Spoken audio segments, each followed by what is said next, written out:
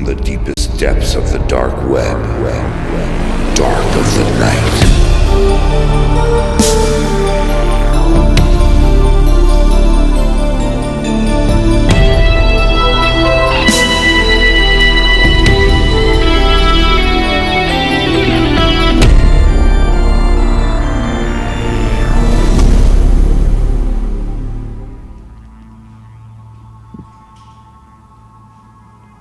Good evening, night crawlers, and welcome to another episode of Dark of the Night. I'm Alex Myers. And I'm Eric Yearwood, and we're speaking to you live from an undisclosed location in Queens, New York City, New York, USA. Yes, it's close to the subway.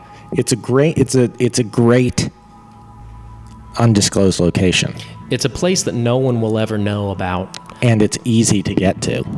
So, which is, best of both worlds. And good luck to those who might try and find their way into our chambers. When you try to find us, we're going to be sitting here eating, not laughing, but smiling about how easy it was for us to get here.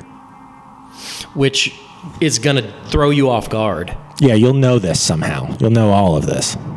But we're excited to have you here via satellite. Via internet. Our topic tonight, Eric, is Nibiru, the Death Planet. It's scary. This is an exoplanet that many theorists say will crash into our planet and extinguish all life. Good thing, bad thing, not. We'll get into that. We're not going to tip our hats too soon. Yeah, and the fact that somehow Eric's going to have a hat suddenly, it shows you what kind of show it's going to be. And let's say this. We have Armageddon critic Zach Goldbaum here with us tonight. Yeah, we're going to see what his opinion is on Nibiru and see if he thinks it's kind of all it's cracked up to be. We're going to dig into all sorts of things and wonder if he thinks what they're cracked up to be. We're here to find out what he thinks is cracked up to be good. Zach, you might call him the modern day cracked magazine for exoplanets. That's right. And he's the Howard Stern of Cracked Magazine, which if that doesn't track for you, then welcome to the year Dark of the Night 1000. Now, we're sort of sad tonight, and I think that this kind of segues into our headlines. I think we start off strong with some headlines. What do you think about that? Yeah, let's start off strong and then immediately get sad. Yeah. Unfortunately, you have to wait for the graphic, right?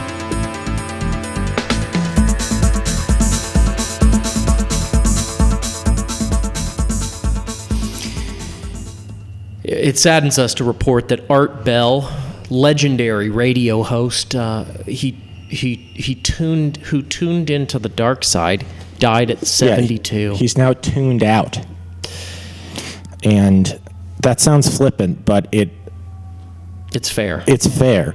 And Art Bell, king of paranormal broadcasting, was fair, extremely fair, fair-skinned. He was the fairest in the land. Fair hair. He was fairly intelligent.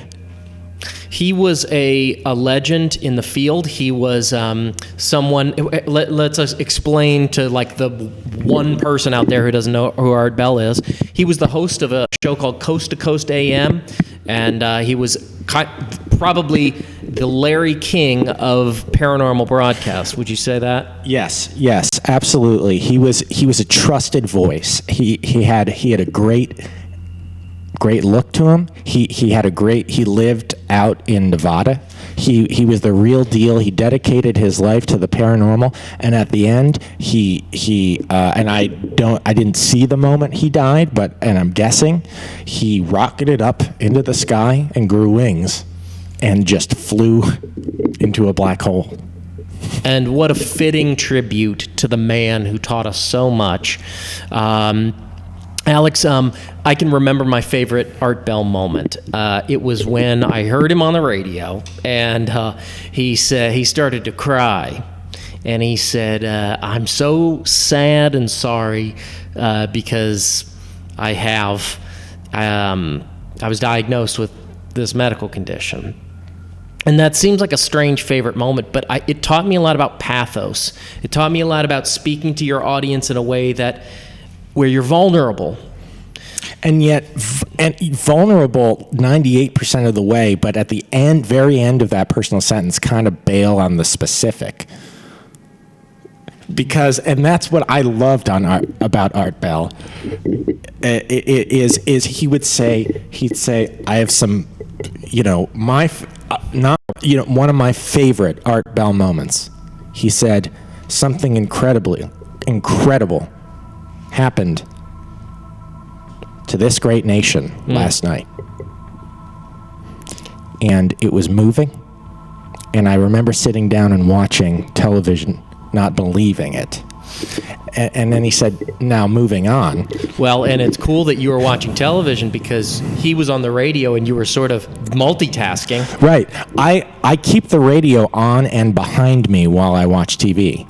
And that, everything we're talking about, I think of my life as a 365 day a year tribute to Art Bell.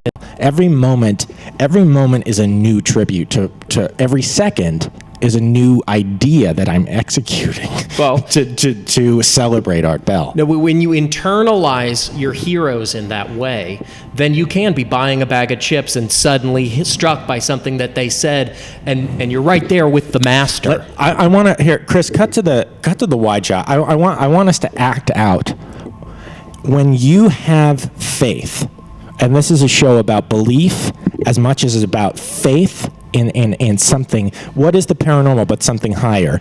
I have faith that literally every random thing that I do is a really wonderful tribute to Art Bell. And let's do some of these tributes now. Sure.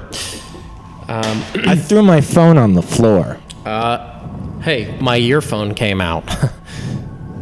Now, that was so concentrated that we now need to back off of this segment and move to a new headline because we know he's watching and we don't want him to get a big head. Yeah. Because Art, you son of a bitch. You son of a gun. You did it. You did it. You made it. So this headline is Doomsday Cult Leader Keeps Asking Judge to Let Him Change His Plea. Alex, you and we've been in a lot of courtrooms in our life. I never change my plea. That's a B-level move. Yes. When you get a parking ticket and you plead innocent, you don't back down and say, "Oh no, just kidding. Like I can't afford a lawyer, so I'm going to plead guilty. Now I'm going to pay the ticket." You go all the way home and all the way in. And you make up a new kind of plea every time. Right. You only have used guilty and not guilty once each. Right. They'll say, "Do you plead guilty or non-guilty?" And I'll say, "Smooth." And then they'll say, "Sir, we're not going to take that." And you'll interrupt them and you say, "I'm not changing it." Yeah.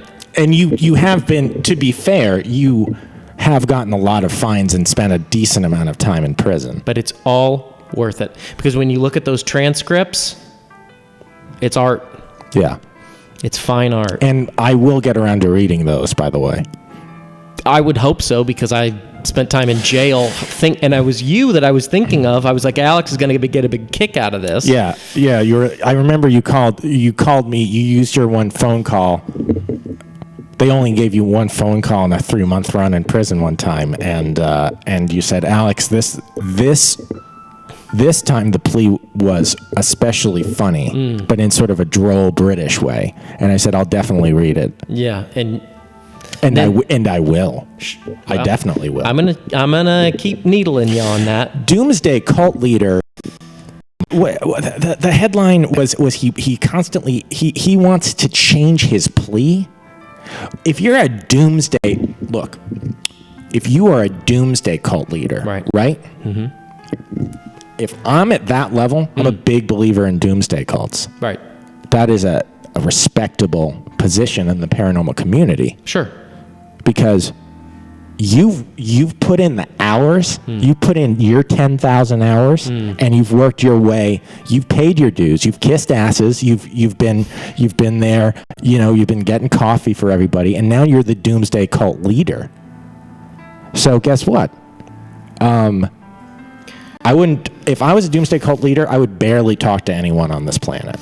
Well, look, not all doomsday cult leaders are made equal. Some of the doomsday cult leaders they're committed to the cause, and then there's others that they just want to bang some chicks. Yeah, right. And they're putting in their 9 to 5 at the doomsday cult. Yeah. They're clocking in. Yeah. And they're saying, "All right, when's lunch?" Yeah. Because I'm going to take a 3-hour lunch, and I'm going to the gym before and after lunch. Yeah, I'm going to go to a spin class, and then I'm going to eat a sloppy Joe, which totally negates the spin class. And then I'm going to go after, because he belongs to Equinox, he's going to go just take a shower because the showers are nice there. And I'm not saying they're not. I mean, it's a good racket. It's good work if you can get it. What's the next headline? Shock claim aliens from Nibiru already on Earth and harvesting bodies, and the Russians know. See, at the end of this headline, suddenly it's politics. Let me tell you, I don't like to. Chris, cut to my close. I just want to tell him something. This is a big wake-up call moment. That I'm giving you an opportunity. If you are writing paranormal headlines, and then do not get political at the end of my paranormal headlines. When I'm riding the roller coaster, when my eyes are racing through that headline, literally exploding, images are exploding through my mind at probably 10 times the speed of light. Yeah. And I don't even know what's happening. I'm so happy when I'm reading a paranormal headline. And then suddenly I'm reading about Russia. Well, guess what? I nearly faint. Well, that's the interesting difference between the two of us, and that's why I love that part of you that has, your mind is racing. Me, I kind of drop in on a headline like I'm surfing, and I'm just riding that wave on a longboard, and I'm kind of, it's a nice curl. It's just real nice and easy. Nice. Do you hang 10? And I'll hang 10. If I see another guy reading a headline and he's reading the same one, I'll kind of give him this. And then, but you're right. When I start to hit that political stuff, it's like a dolphin getting right in my way. And the fin of my board slices through that sweet, soft flesh and just carves that thing in two. And I don't want to hurt anybody, especially not a bottleneck dolphin. I'm gonna throw out there a compromise. If you need to write, if your editor is telling you that you need to mention something political at the end of the paranormal headline, at least make the font so small that I can't read it. Do you know what I mean? Yeah, make it like like an annotation. Even smaller. I would say there would be no label for how small this font is, because it's not use. It would be like 0.001. It'd be like if you hold down Command and you click the plus button and the text gets bigger. You hit it 20 times and it's still barely legible. So that's my. That's how small. If there's any UX developers out there, take heed, because we're reading and we're watching. That being said, it is sort of it's the first part of that headline was good. Yeah. Let's talk about let's before we call our Armageddon expert out, let's talk about this possibility that aliens from Planet Nibiru are here and they're breeding. What do you make of that, Eric? Well, it makes a lot of sense, because if they're here, they're definitely going to want to breed. Yeah. And it's beautiful here. It's springtime. Yeah. And that's the time when human beings are bumping and grinding. Yeah. Squirrels, deer. It is nuts down here right now. It's nuts down here, and For it's anyone who's it's a want- freak fest. For anyone not on this planet who's watching this, it's crazy here right now. And if you go, Everyone is going nuts have you on been each other. this place, Williamsburg? Yes, it's south of here. It's south of here, and everybody down there is doing who knows what. Sometimes I've seen pictures, and I'll look at the pictures of what people are doing in Williamsburg, and I'll say I want to go roll around down there. Wow. I mean, let me tell you. Look, we try not to get into the sex stuff on Dark of the Night because while this isn't a children's show, it makes We like to have a childlike heart. yes. We'll talk about all adult content except sex, which I think is healthy. And we also won't talk about Richard Pryor's The Toy, because that movie it's even now it's too funny. it's too funny. It works too well. Some things shouldn't be as good as they are. I'll give you an example. Sure. Toy Story. Do you know what I'm saying?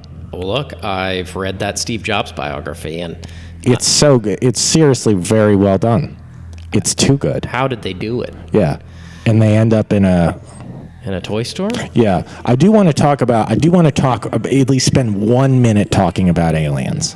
Sure. Let's talk about aliens. What do you think? Do you think they're here? I do. Well, you know that I consider this planet basically, literally, like. I mean, I don't assume that we have the exact same. Let me put it this way: I don't think there's anyone who looks like Tommy Lee Jones or Will Smith who work in a Men in Black, but I do think Men in Black exists, and it's in the same building. And I think that there are aliens, and they are being monitored in an orderly way, not in a cruel, insensitive, dehumanizing, de-alienizing way. And if more aliens want to come down here and get in on that, I say fine, just go through the proper channels. Well, look, I think that theory, and the theory that aliens are migrating here at a rapid rate, and that there may be some monitoring, there may be not, that is all fodder for what we're going to do next. And we're going to go ahead and invite our Armageddon Doomsday critic, Zach Goldbaum, onto the set. We're really excited to have him here. Strongman Chris Knight moving a chair. That chair actually does. It's a 1,000 pounds. It's 1,000. I mean, we don't have a. Zach, welcome to the show. We don't have a scale. Thank you for having here. me, Alex and Eric. Really appreciate it. It's been it's been a pleasure so far watching you. I know it's early. Well, we're doing our best to sort of dig in to topics that would appeal to you, an Armageddon critic. Yeah. And by the way, we're big fans of your work. Thank you. We follow you in all the Armageddon journals and periodicals that you write for. You had an Armageddon show on Vice. I did. Yeah, we sort of. I suppose we use Armageddon to explore different cultures. Armageddon's sort of just an entry point. It's a frame story. Right. And because God knows the field is so saturated, you know what I mean? So it's like you have enough people talking about Armageddon, so we try to find a new way to sort of approach it. So it's a story about people. It's a show about people. Yeah, I mean, if I had $1 for every Armageddon critic that, I run into at a coffee shop or... We get a lot of poorly written emails from Armageddon critics. Well, but there's no barrier for entry anymore. I wish that wasn't the case, as it used to be a huge barrier to entry. Right. Well, legally, it was almost impossible to become an Armageddon critic. But now it's they've really lowered the bar. That was such a wonderful age. Yeah, back when it was the magazines that really had, you had, the bar was set high. Right. You had to write them a letter with samples. You had to submit a packet.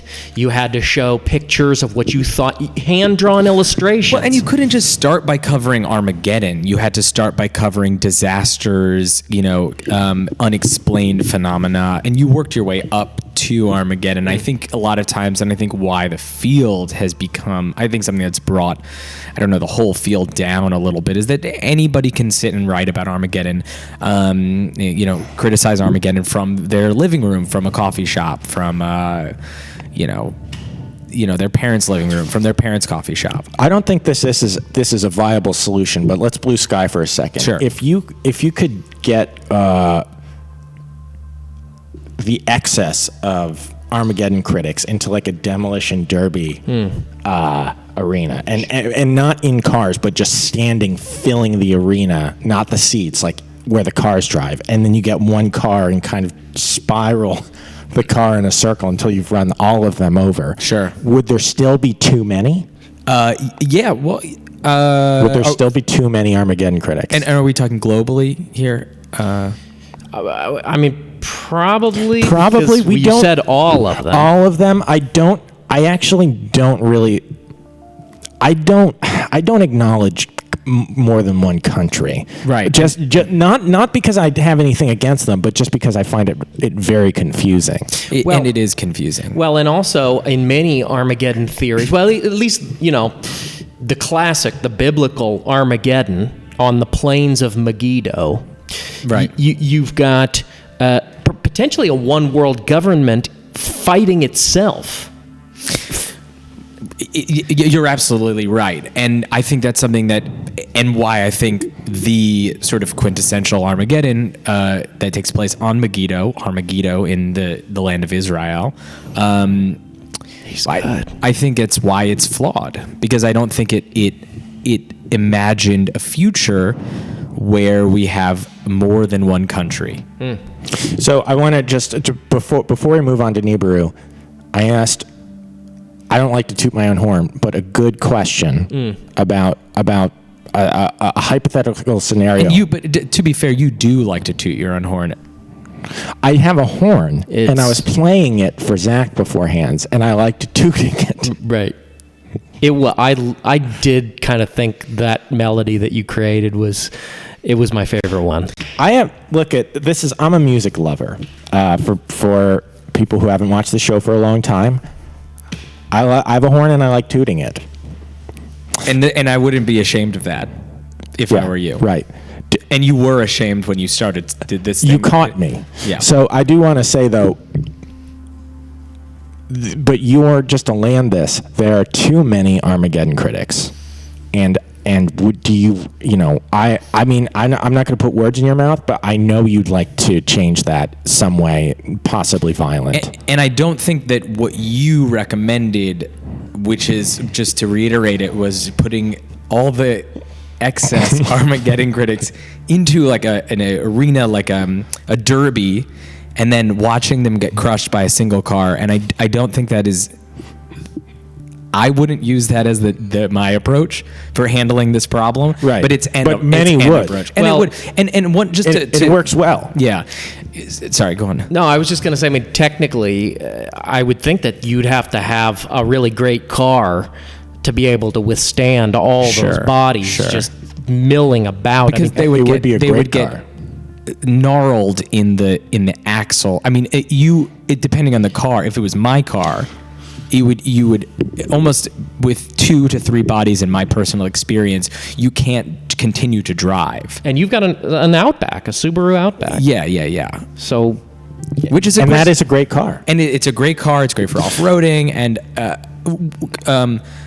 a suggestion. I mean, now this is a total. Maybe this is a wild idea, but what if there was an Armageddon of Armageddon critics, whereby it was the end of their world, You see what I'm saying? Yeah, everyone else would be doing great, maybe.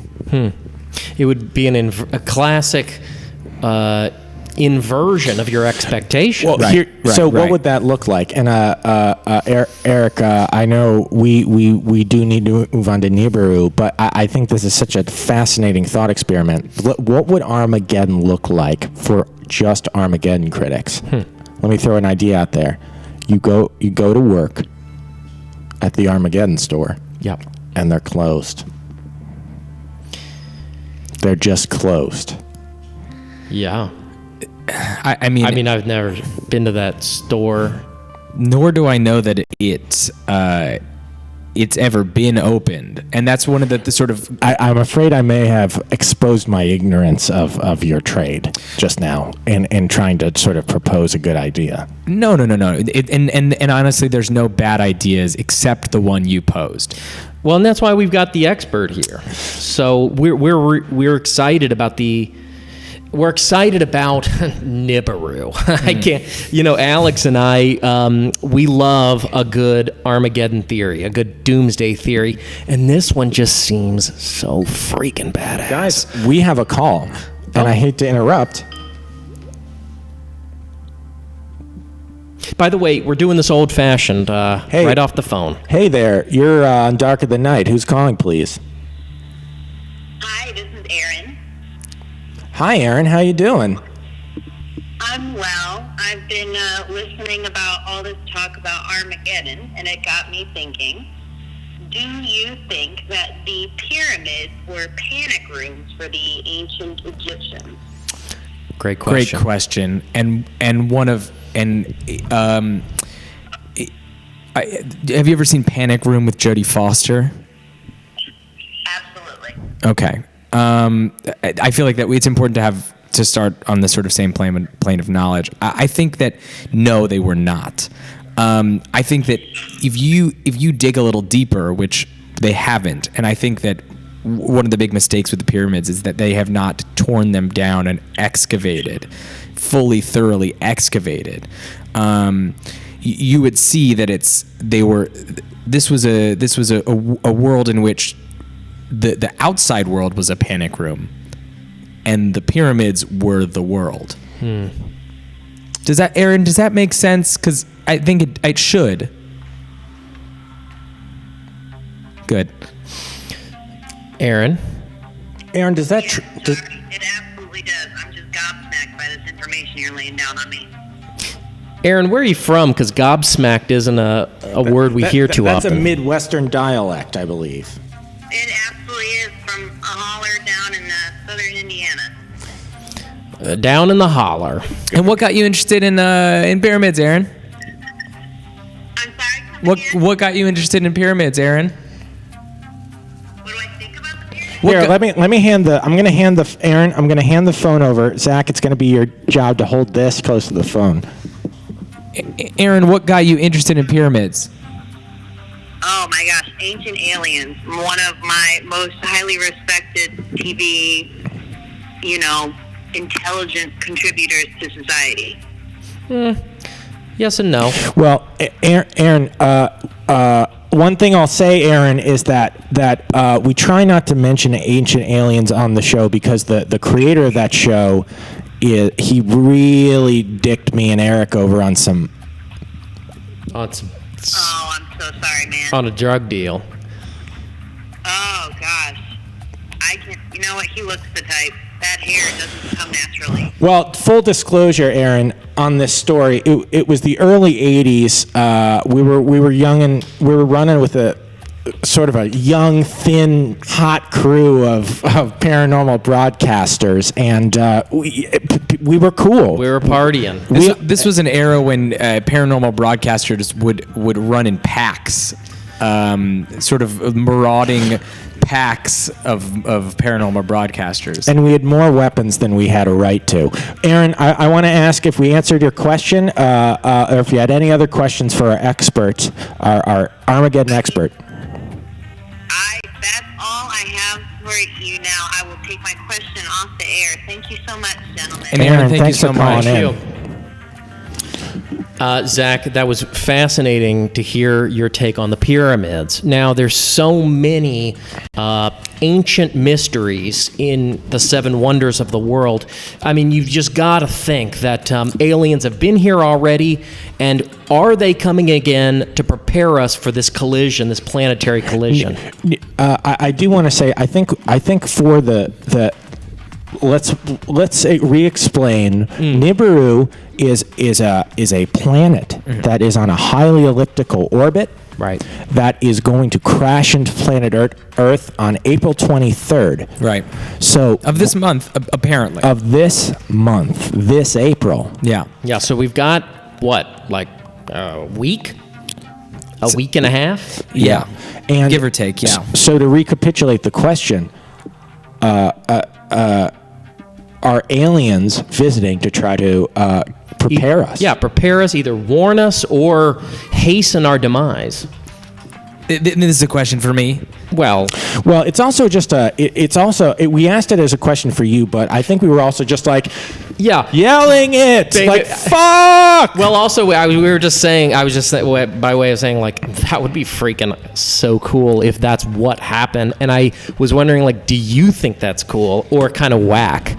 I think, listen, you hear so many Armageddon theories, and then of course facts about Armageddon, and it's hard to parse through them and really discern what is what. And I'm not in a position to tell you what's cool and what's not, and I know a lot of critics try to.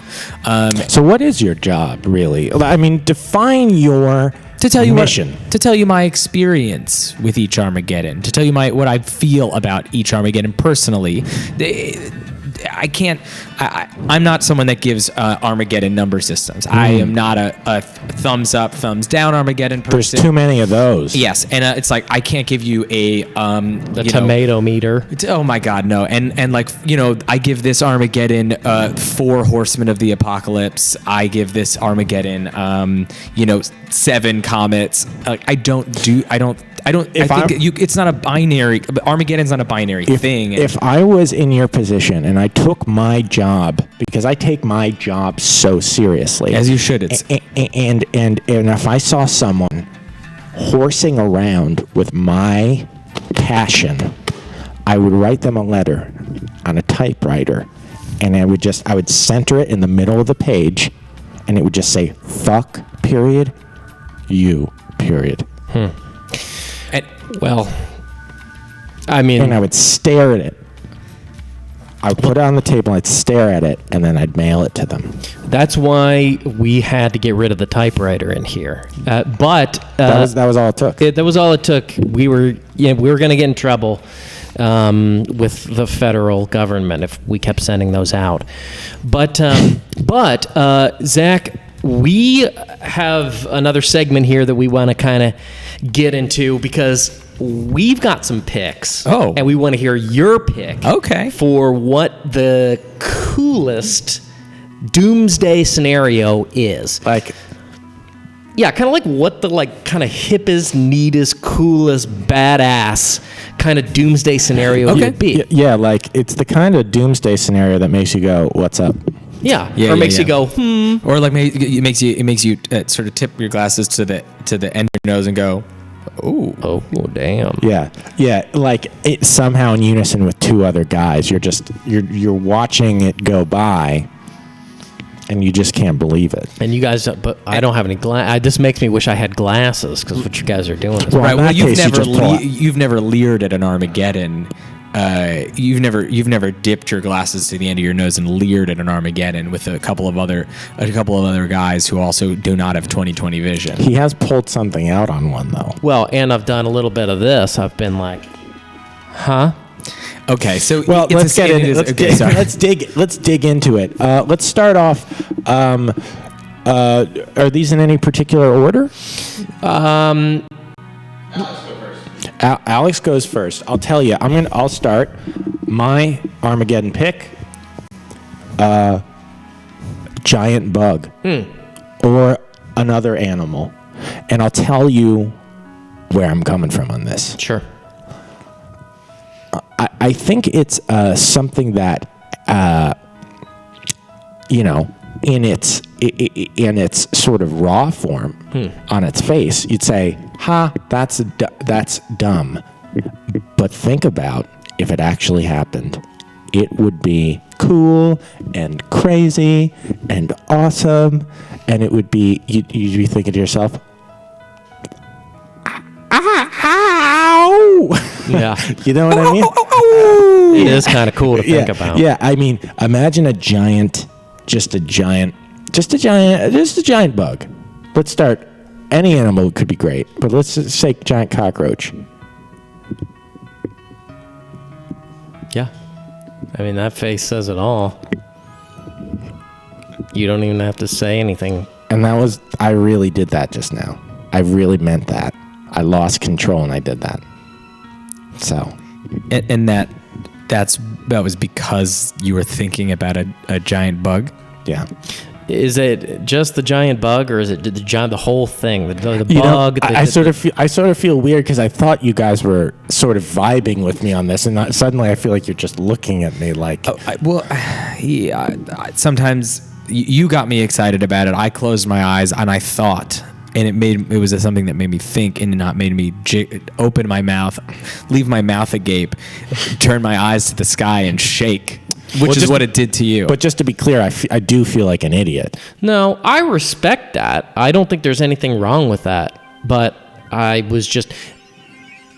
guess it's not, it's like the Stones and the Beatles, right? Mm-hmm. Some people are Stones guys, and people are Beatles gals. Some people want to see the world destroyed by Stones and others by Beatles? Yeah, that is what I meant. Well, but it would still be cool. Well, if this was, let me put it this way: if this was a comment section, it would be extremely hard not to be very angry about it. If this was on my original post, Alex, you should live your life like it's a comment section. I don't think you should hold back because there are social norms and because you can't live anonymously in a hole in your mother's basement. I think that's good advice, and it kind of grounds me just to hear some good advice. And also, guys, we may have a week left, so we should all live like we were dying, to quote a famous country music song. Which I love that. Eric, what's your pick? Well, I'm kind of going old school, and I'm a big fan of the Heaven's Gate Doomsday scenario. And for those of you who don't remember, this was maybe back in the 90s. Kurt Cobain and Alice in Chains, all that. And these are guys who put on white robes and sneakers, and they said there's going to be a big comet, and when it comes, it's going to destroy the world. And guess what they did about it? They drank poison. And I'm telling you, there's something about how rock and roll that is. I mean, look, everybody loves Iggy Pop. They love Gigi Allen. They love these guys who really are so passionate that they'll just kill themselves. And these guys, they did it. It's like I'm gonna drink poison. Fuck you, scum fuck. Yeah. Just like I'm gonna drink poison. But the irony is that was what was going on the inside. But in what came out is like they would have press conferences to be like, the comet is coming.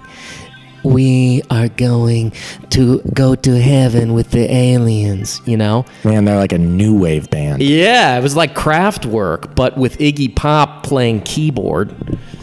Wow. And Gigi Allen on the electronic drums. Gigi Allen in a krautrock band. Well, let me put it this way. I know you guys kind of bailed on emotionally connecting on my Armageddon pick, but I was rocking. Well, we saw that. But I do kind of rock out to what you're talking about. So, and here's the weird thing. Now I'm kind of being brought down a little bit again by the fact that you seem to enjoy his more than mine. And the thing is, I'm not angry in a way that's like, I'm like excited that we're able to be so open. Yeah, and sometimes this is the hard part about being in a group of three. Sometimes you Alex, you are the third wheel. And this is one of the interesting things. I actually don't have it. I'm hurt. I don't have anything to say. I am thrown off. Part of what, when that happens, what a cool thing to kind of keep things moving is to just kind of move to the next thing on the agenda, which is Zach. This is a guy who spent his whole career thinking about the taste making of these kind of doomsday scenarios. Sure. What's your pick? I went with DIY Armageddon. I know it's a bit folksy. I just imagine a world where we humans together, we can come together and bring about our own destruction. We can pollute ourselves to death. We can, we can, out of fear, stab and murder each other, with rocks and stones and hard knives. And that excites me, and that gets my rocks off.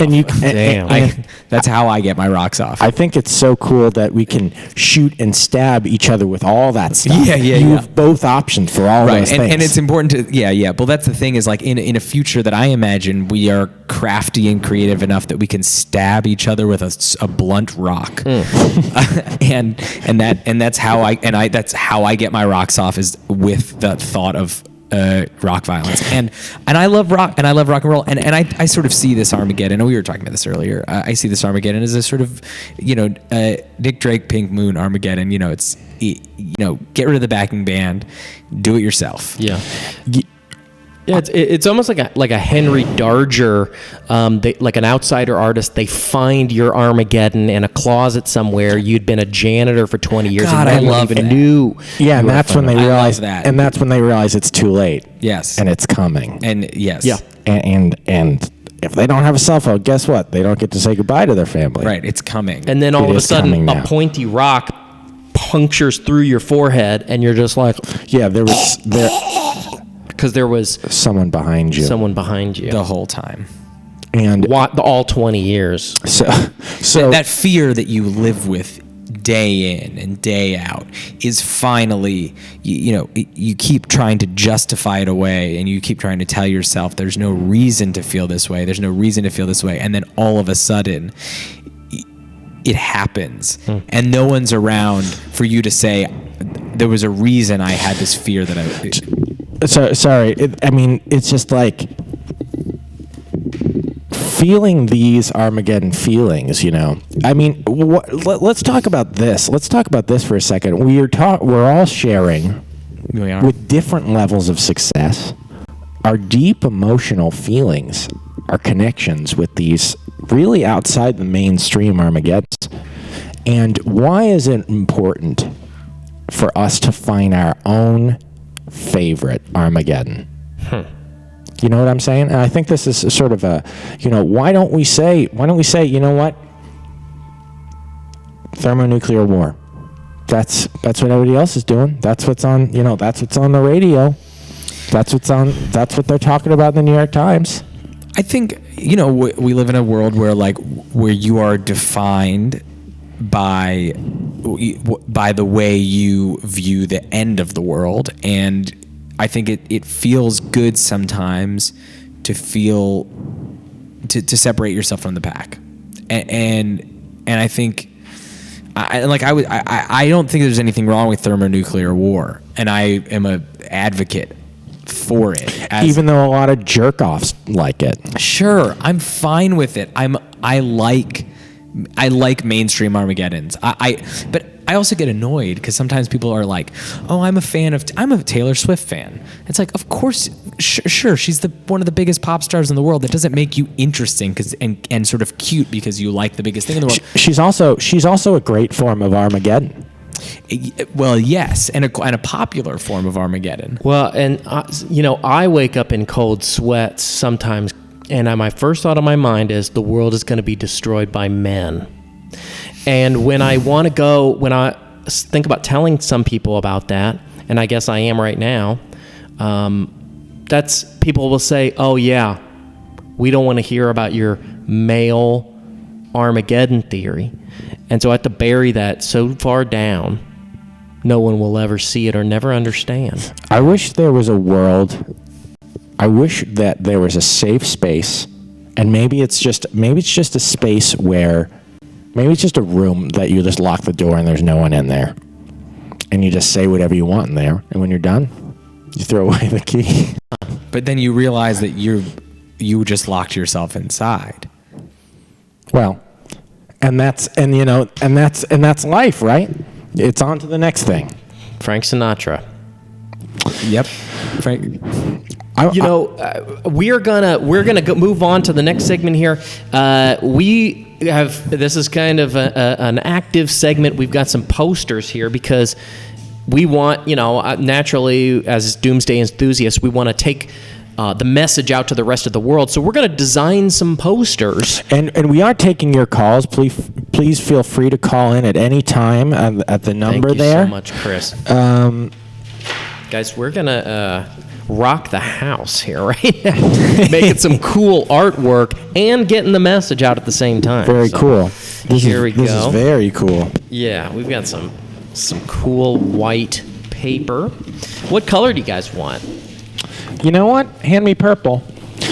So, Zach, while we're sort of we're making our own signs to hold up to the planet Nibiru as it crashes into the Earth.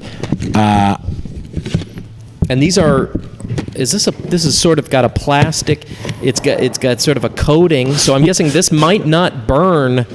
This might be the only thing to withstand Nibiru.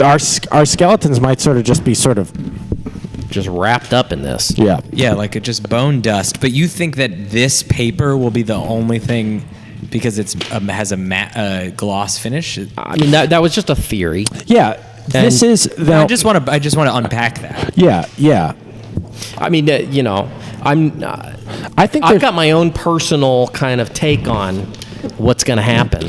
So I mean, I think if nothing else, it's a beautiful, almost a Yoko Ono image in which oceans, grass, forests, buildings, all things have been extinguished and purified, erased, and then kind of on the planet, it's just kind of that. Yeah, it's just kind of that in the middle of the planet. Now, I wonder if ETs are going to be just hanging 10 as the world splits open and, Nibiru decimates this planet. Oh, I think you think that they'll be celebrating, or just riding the literal wave. I'm saying that I guess it was kind of a metaphorical and a literal. I mean, is there a world in which this Nibiru event is going to be so freaking cool to ETs that they're going to be attracted in a way that makes them just, party down and party hard? Oh, I mean, it's. See, I suppose. I'm excited by the idea of a world where, we have ETs coming from far and wide to celebrate and enjoy, our death and destruction. I think it's an exciting, but I try not to get. It's an exciting idea, but I try not to get caught up in it because God, I could spend hours and hours fantasizing about the coming hordes of aliens and freaks. So this is the thing. This is one thing I'll say, Zach. I got lost there for a moment. Yeah, that sounds exciting. You were telling us before the show that you have a long. Tell us how you got into this field. That is a great question, and it really begins with my. I guess it's like every Armageddon critic. It starts with their own personal Armageddon. I think we all experience. I think people sort of look at the end of the world in this sort of big macro way. But if you start to look at the granular Armageddon, my early days were hell on earth. A living apocalypse of nightmares and terror and visits by uncles and uncles and cousins strange uncles and cousins. And they were my own sorts of visiting aliens in any way. And that was sort of how I got into it. I mean, it sounds sort of like just sort of a disturbing situation where you're just constantly being visited in your house or room by uncles and cousins. Yeah. Well, and to the point where I said, I'm moving out. Yeah. Like Billy Joel said, I'm moving out. And I imagine there's just a line of uncles and cousins who just waiting to get into your house by the time you're leaving. Yeah. So, and if I could line up every uncle and cousin and put them into an arena, like a derby sort of scenario, and run them over with a Subaru Outback, I would, but I can't because but I can't. Guys, I'm kind of sad because if the world ends, like, I'm not gonna get to have like a family, and I'm not gonna get to have kids, and like grow old with the people I love. I think that's an understandable fear, and I think the thing, I don't know, personally, I think you have to. Like, as cool as this is gonna be, Zach, you may want to hold the mic a little closer. And that's the kind of fun. Yeah, and I wasn't saying that to change the subject. Even though I've said openly before, Eric. You and I are paranormal cowboy soulmates riding out on our own personal tornadoes into a hurricane of fire and truth. And that being said, I do often feel super uncomfortable when you get into the personal stuff.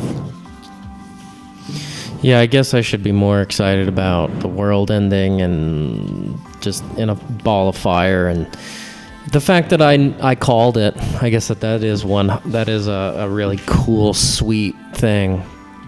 So yeah, fuck my life. No, you know what it is? Oh, Eric. No, I wouldn't say that to be like, woe is me. I really fuck my life.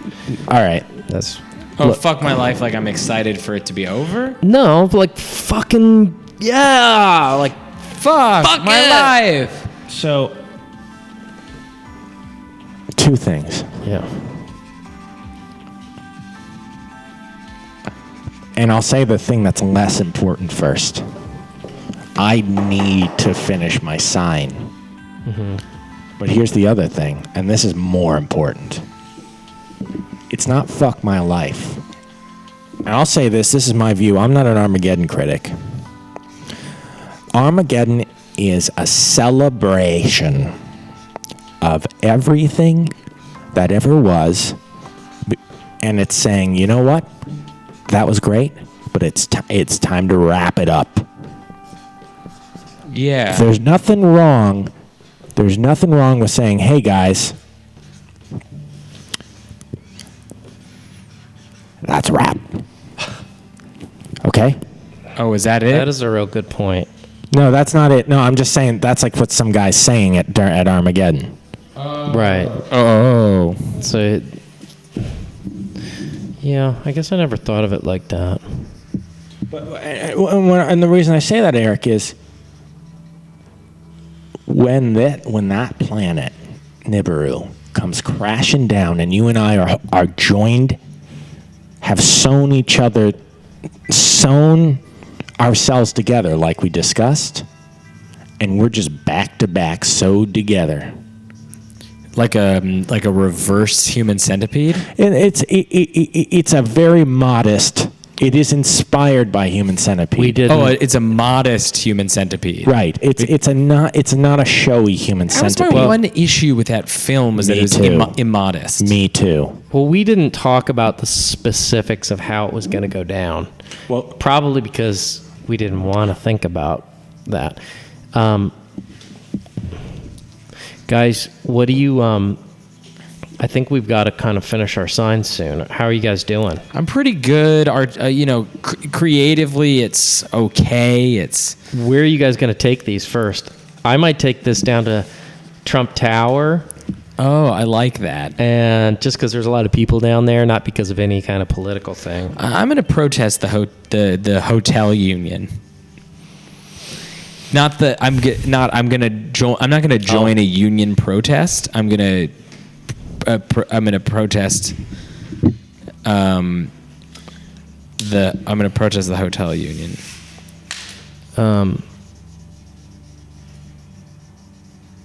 There's That's a great sign. What do you guys want to show? Kind of what we're working on here. Yeah. Yeah. Just about Who done wants here. to go first? Alex, yours looks pretty cool. So yeah, Chris, let's go to that top shot. I'm gonna hold mine up to the top shot. My sign says, "Help me, I'm stupid," and you know why? You know why it says that? Because in the last moment, Eric, what do you know me for? Not that I'm stupid. No, It's that I'm funny. right. I'm a laugh. And you don't have a bank account. I don't have a bank account. That's your defining feature. Yeah, I mean that's true. That's look, you're. What I'm trying to say, Eric. I don't have a bank. This is not what I'm trying to say. But I will say this: I don't have a bank account because I don't like banks. But I'm not defined by that. That's fucking crazy. But I will say that I would want to make you laugh. Right. In the last. I want to make you. I'd want to say, "Whoa, help me! I'm stupid. Yeah. Help me!" And people are like, "That's not about the planet." And then I'm just like, But I'm like, it- "Oh!" And it is funny because if you when you're gonna die, you'd want somebody there. Like, what was that movie about the Holocaust where I thought this was going to be funny. No, I know, it it's is just- though. This is Life is Beautiful. Life is Beautiful, where Roberto Benigni, is that his name?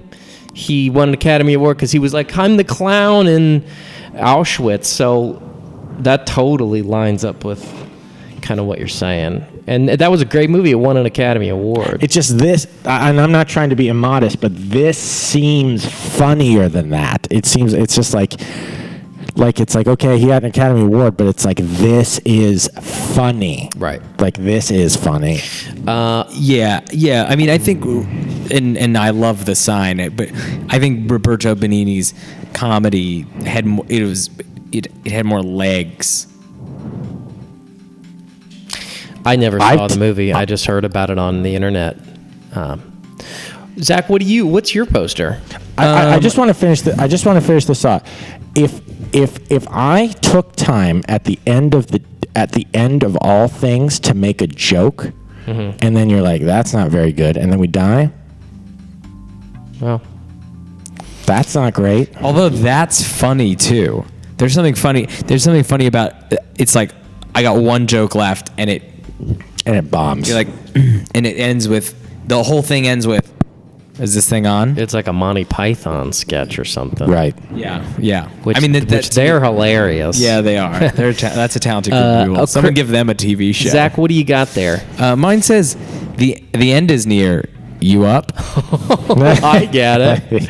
So, because that's like a Tinder reference. Yeah, Which it's I've like- been on a few of those conversations. I never have. I've never had a successful one, but I've started off that way. Yeah. But anyways, but you were. Well, it's a way to start a conversation. I mean, it's if it's the end of the world, you know, I think the least you get out of this is of course, if you're reading this, you're up. So, but that's the least. So you get a laugh also, I guess. It wasn't, but it was. No, it's good. It's good because it's sort of like it's like a cerebral. It's like a. You got it's to like think about it. Yeah, it's like a wraparound joke. It's like it's like, okay, it's funny on its face because it's like, oh, didn't see that one coming. But it's also like, wait, no, this is good. Yeah. Guys, you want to see my poster? Yes, hell yeah. Mine says April 23rd. No one will have a family anymore. And the alien's kind of saying, hang 10. So I know I really wish I had done like a kind of a funnier one, because I mean, it's fun in a way. Yeah. The alien is fun. because your guys is so fun. They're such a Mine's flirty, his is funny, yours is dour, I would say. But here's the thing. Here's what I'm going to say, Eric. yeah. I don't know if this has been tracking for our audience, but Eric has definitely been going into what I want to call the Yearwood spiral in the last 20 minutes. And it's you can see the look in his eyes. It's not even clear whether he's listening anymore. Yeah. Well, in my field, I think we see this sort of spiral a lot. Also, I know it's specific to the Yearwoods, but Eric, buddy, What? I want to say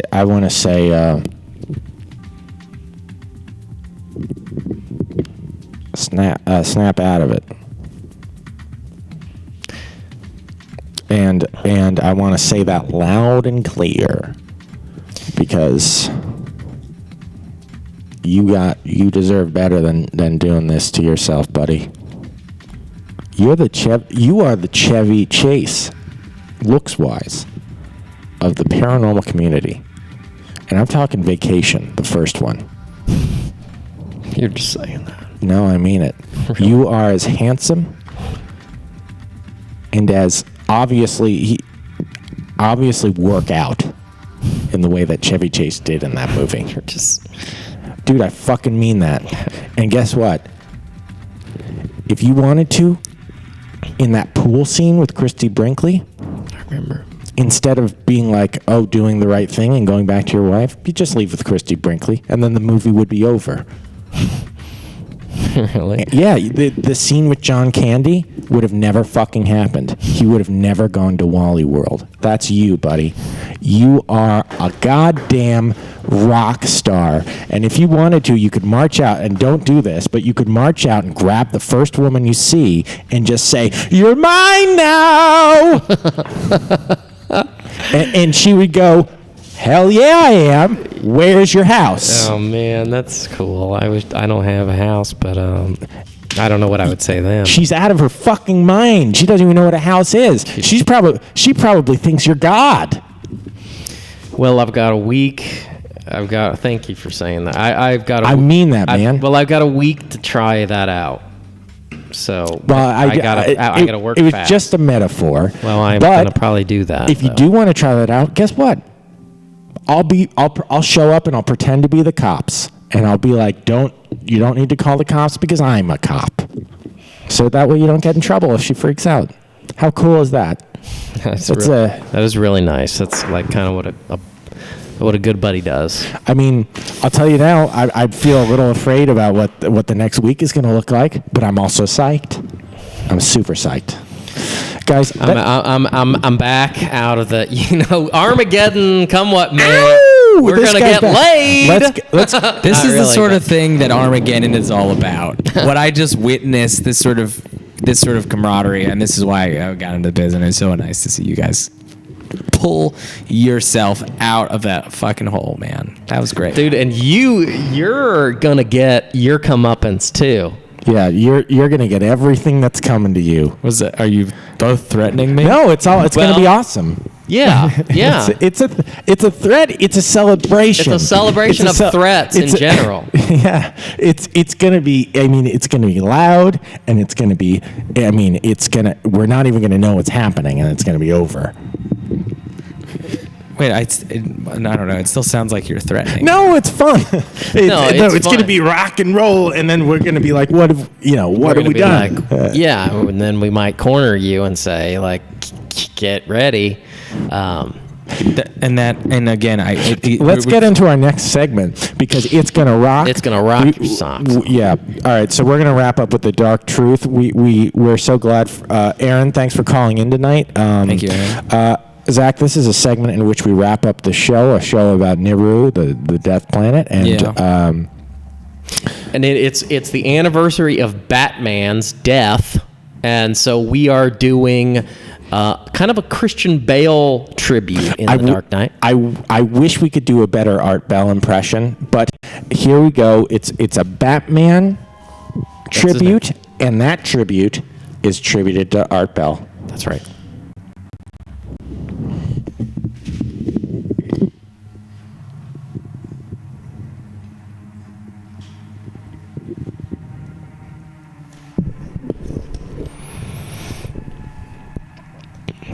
There are secrets you can imagine. There are things you have not seen. We will go together, you and I. We will join forces in the night. I have been to the dark, into Asia, where I train. And I've faced fears you never known. We've seen things you never seen. Come with me. Tonight was a show about the Death Planet Nibiru. The first Batman had Katie Holmes in it. I think Maggie Gyllenhaal was in the second one. And let me tell you, that was a noticeable casting change. Probably the same level of acting. But let me tell you this. Nibiru, the Death Planet, is coming April 23rd. And I'm going to be standing on my roof, building another roof to get higher to that planet. So that when it slams, so that when Eric and I are sewed together, our backs are just sewed into each other. We're gonna look up and we're gonna go, "Oh shit, this is nuts," and our skeletons will be crushed.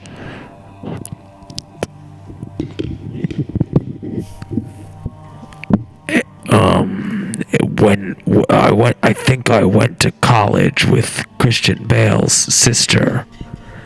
I can't be certain, but I can't be certain that was real or if it was something I wanted to be real.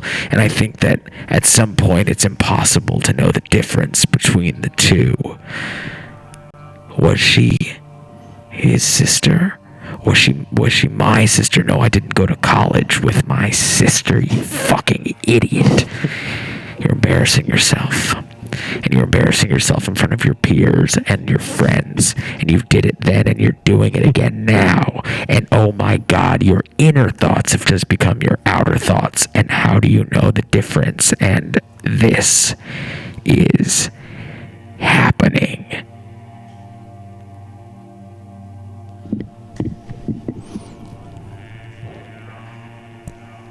People ask me, why are you here? I can only answer by saying, I've always been here.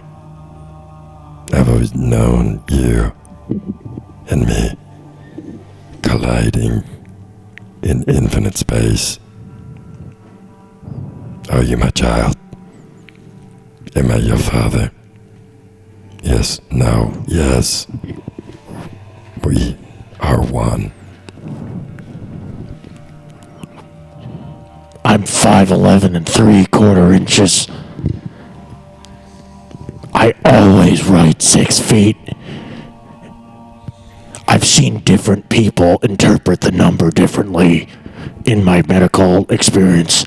Sometimes people say, write 5'11" down, and I say, oh, I am 5'11". Why have I been writing 6 feet for years?